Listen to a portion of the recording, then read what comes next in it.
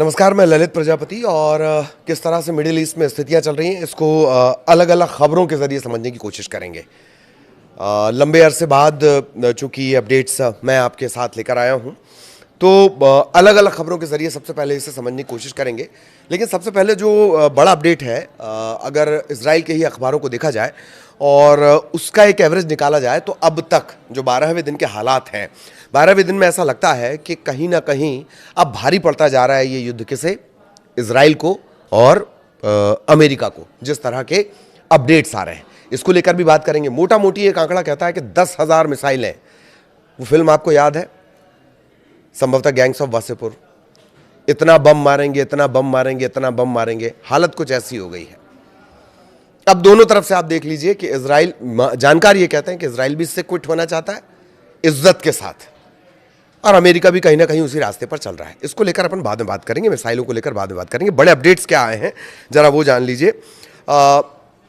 इससे पहले Masoud Pezeshkian का जो एक ट्वीट है जो एक्स पर उन्होंने किया था, वो बहुत चर्चाओं में रहा, जिसमें वो 3 पॉइंट्स का जिक्र कर रहे हैं। 2 उसमें से मेन है, एक, जितना नुकसान हुआ है ईरान को उसकी भरपाई करना पड़ेगा, और दूसरा, विश्व बिरादरी को ये सुनिश्चित करना पड़ेगा कि इतनी आक्रामकता के साथ कभी और कोई इस तरह का हमला ना हो। ये 2 पॉइंट हैं। एक पॉइंट और उन्होंने कहा था। एक बड़ा अपडेट और भी आया है। ईरानी सुप्रीम लीडर बनने के बाद मुस्तफा खामनेई का, जो बेटे हैं, अली खामनेई साहब के बेटे हैं, मुस्तफा खामनेई का पहली बार सार्वजनिक तौर पर बयान आया है। उन्होंने ये साफ कर दिया। क्यों साफ किया है? कुछ घंटों पहले ये अपडेट मिल रहे थे कि अमेरिका ये कह रहा है कि ईरान में तो अब हमने सब कुछ कर दिया है, सब कुछ ख़त्म कर दिया है, और अब हम जो है कि ईरान जो है ये युद्ध हम ख़त्म करेंगे, इस तरह की बातें कही जा रही थी। लेकिन बड़ा अपडेट ये है, ईरान की तरफ से जो आया है, और पहली बार सुप्रीम लीडर बनने के बाद मुस्तफा खामनेई ने कहा है कि पहला बयान अपना गुरुवार को उन्होंने दिया और कहा कि अमेरिका को ये चेताया है कि मिडिल ईस्ट में मौजूद अमेरिकी सैन्य अड्डों को बंद कर दें, वरना उन पर हमले जारी रहेंगे। मतलब हमले नहीं रुकेंगे। ये ईरान की तरफ से क्लियर कर दिया गया। ईरान कहीं से कहीं तक झुकने नहीं जा रहा है। बातें ये निकल कर सामने आ रही थी। अमेरिका की क्रोनोलॉजी समझिए, फटाफट मैं आपको समझा देता हूँ 3 पॉइंट्स में। पहले बातचीत की बात करेंगे, उसी दौरान फिर हमला हो जाएगा अचानक से। हमला हो जाने के बाद, चूंकि अब तक जो युद्ध रहे, ज़्यादातर युद्ध रहे, वो छोटे छोटे रहे, टारगेटेड ऑपरेशन किया, फटाक से वहाँ से निकल के चले आए।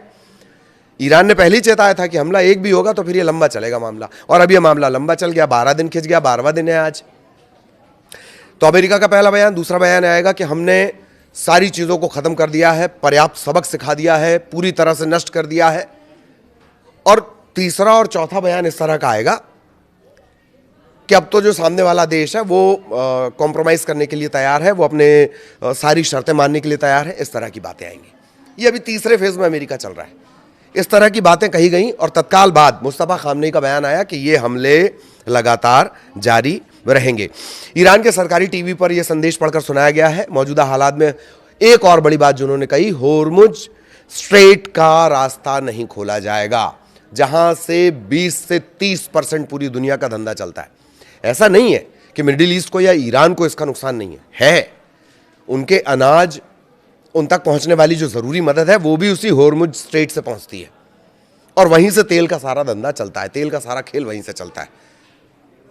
दुनिया की गर्दन उसे ईरान कहता है। मुस्तफा खामनेई ने साफ कर दिया है कि होर्मुज स्ट्रेट का रास्ता नहीं खोला जाएगा।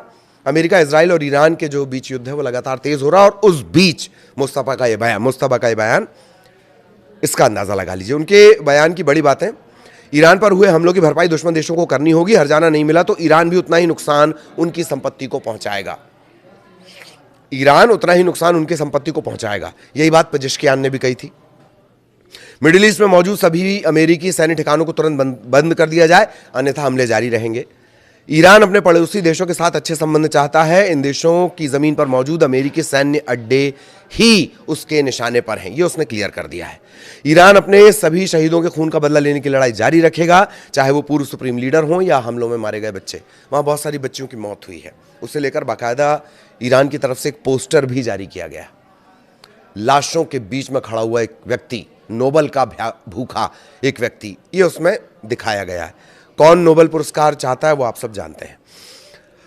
ईरानी सेना को उन्होंने धन्यवाद दिया है मुस्तफा ने। युद्ध में प्रभावित लोगों की आर्थिक और अन्य तरह की मदद देने की योजनाएं बनाई जा रही हैं। देश एकजुट है।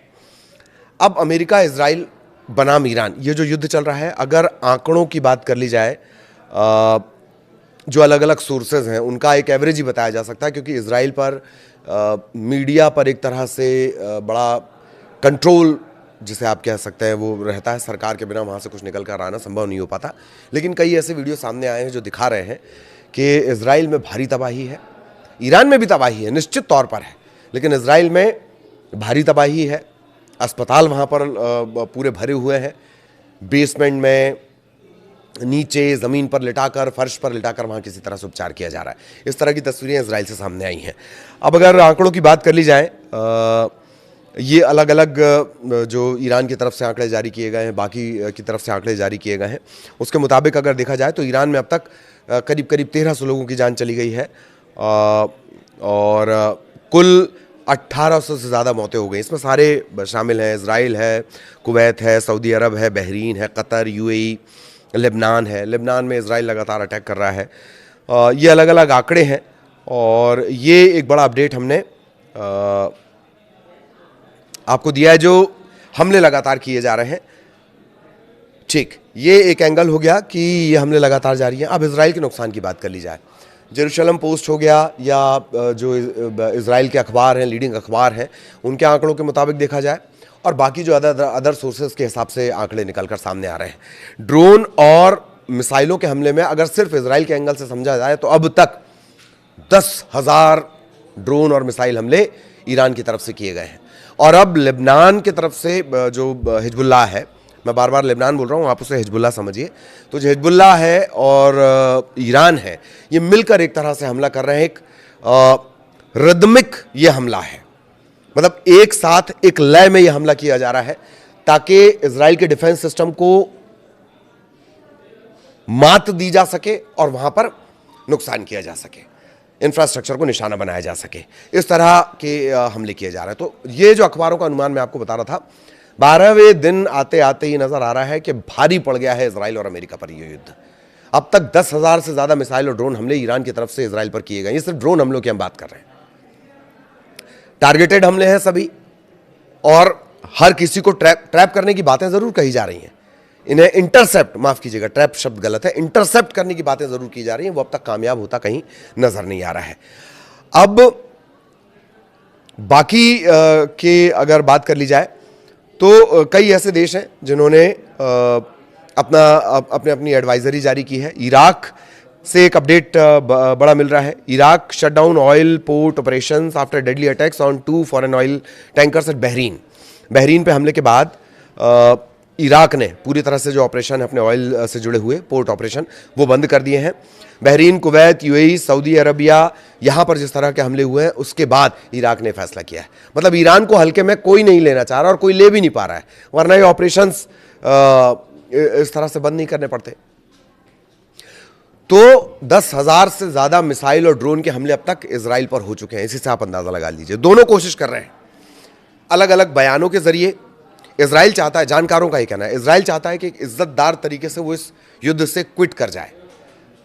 ईरान ने पहले ही कहा था कि एक मारोगे तो हम तो बम आप बम कर देंगे, और दरअसल ईरान वही कर रहा है। अमेरिका अब ये इस तरह की बातें करने लगा है कि हमने ईरान में सब कुछ नष्ट कर दिया है, हमारे सारे टारगेट, हमारा सारा ऑपरेशन अब पूरा हो चुका है। लेकिन ईरान इतनी आसानी से इसे नहीं छोड़ेगा। अमेरिका ने जैसे ही ये बात कही, जो सबसे बड़ा अपडेट हमने आपको बताया, मुस्तफा खामनेई वो पहली बार सुप्रीम लीडर बनने के बाद गुरुवार को वो सामने आए हैं। उनका बयान बाकायदा सरकारी जो टीवी है वो उस पर चला है। जो पेजेश्कियान है, मसूद पेजेश्कियान है जो राष्ट्रपति है, उन्होंने भी 3 पॉइंट एजेंडा क्लियर कर दिया है। जो नुकसान आपने किया वो आपको भरपाई करनी पड़ेगी, आपने जितना नुकसान किया उतना हम करेंगे, और इतनी आक्रामकता बर्दाश्त नहीं होगी। विश्व बिरादरी इसकी गारंटी दे, जो इंटरनेशनल संस्थाएं हैं वो इस बात की गारंटी दें। क्या कुछ अपडेट आगे होगा वो भी हम आप तक पहुंचाएंगे। नमस्कार।